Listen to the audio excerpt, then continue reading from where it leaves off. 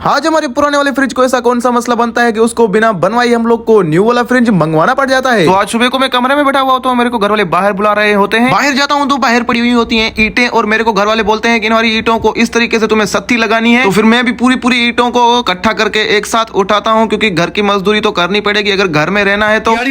फिर मैं अपनी बिना दिहाड़ी वाली मजदूरी करता हूँ, फिर मेरी हालत बहुत ही खराब हो जाती है। जैसे कि आप लोग देख सकते हो, मैंने अपनी पूरे ईंटों को सत्ती लगा दी है। उसके बाद मैं हाथ मुंह धो लेता हूँ और उसके बाद ठंडा सा पानी पीता हूँ, जिससे कि मुझे कुछ हद तक राहत मिल जाती है। फिर मन की शांति के लिए मेरे को रूम पे जाना पड़ता है, जहाँ पर एसी चल रही होती है, एकदम ठंडी ठार चल रही होती है। फिर मैं उसके सामने जाकर ही लेट जाता हूँ। फिर मैं शीशे में जाकर अपनी हालत देखता हूँ, मुझे मेरी हालत कुछ खास नहीं लग रही होती, क्योंकि दाढ़ी नहीं बनी हुई होती। अभी तो मैं जाकर गुसल करके आता हूँ। फिर उसके बाद मैं नहा धो के रेडी हो जाता हूँ। फिर मेरा दुकान पे जाने का भी टाइम हो जाता है। फटाफट से अपनी न्यू वाली चप्पल पहन लेता हूँ दुकान पर जाने के लिए। फिर मैं पैदल ही निकल जाता हूँ दुकान के लिए, क्योंकि घर पर कोई गाड़ी नहीं होती।